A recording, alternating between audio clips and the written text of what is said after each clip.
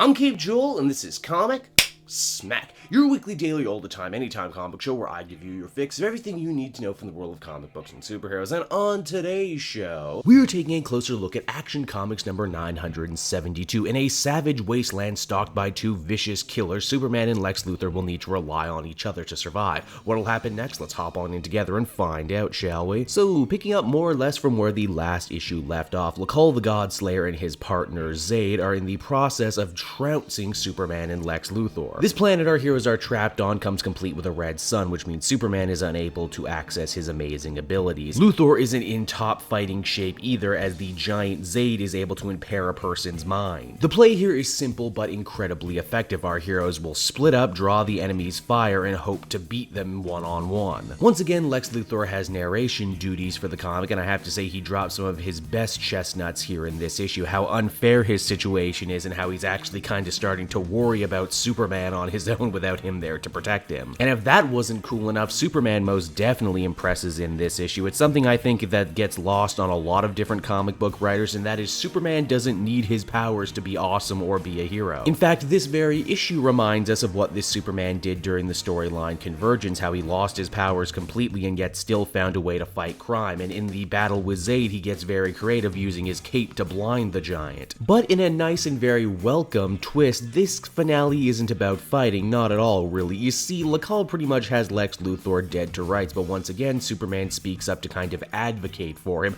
Basically, we get to see the Kryptonian play a small-town lawyer in this issue. He talks about how destiny isn't set in stone and how everyone has the right to change, and if Luthor will end up doing all these horrible things that Luthor fears, then, well, Superman will make it his responsibility to stop him. And just to sweeten the deal a little bit further, Superman allows Luthor to look into his own personal future, and apparently he's so moved by what he sees, he's allowing Lex to go. And when the two men get back to Earth, they more or less finish off their character growth for this arc. At first they didn't trust each other, but now they've come to respect each other a lot, actually. Lex believes that the guy in front of him really is a real deal Superman, someone he can most definitely trust and someone who has the best intentions for the world in mind. And even Superman himself concedes that this Lex is completely different from the one on his own Earth. This Lex has gone through things that made him change, made him become a hero in his own right, and the nice little topping on that sundae is Lex gives the old Superman's cape back to the Daily Planet and back to Perry White. So, you know, all in all, a pretty happy, feel-good ending for everyone involved. Well, that is except for when we cut back to Luthor and Zayd, who asks him, hey, why did you really let Lex go? What did you see when you looked into Superman's future? Luthor almost hilariously says, hey, you know what? We don't gotta punish them, the future's gonna punish them for us. Action Comics number 972 ended on a great note and delivered a story that I think will really stand the test of time when it comes to the ever-evolving story of this new 52 Lex Luthor. I mean, earning the respect and admiration of a Superman, any Superman, that's pretty huge. They very easily could have cheaped out in this story and have Lex Luthor pull the whole ha ha ha, I was actually evil all along thing, but no, I really do buy that he's a good guy now. Imagine the sort of stories you could tell going forward where Superman's strength and Lex Luthor's mind, you know, work together for a better future for everybody. Also, I know it's been said a lot elsewhere, but I guess it bears repeating. In just one arc, this Superman story managed to do the Minority Report future crime story thing better than all of Civil War II. Whether that was intentional for Dan Jurgens or if the plan is just sort of aligned on that one is yet to be seen, but overall though, I thought this one was a really strong conclusion, which is why I give it a 9 out of 10. Hey everyone, thanks so much for watching my newest video. I hope you enjoyed it, and while you're here, why not check out another video I have on offer, or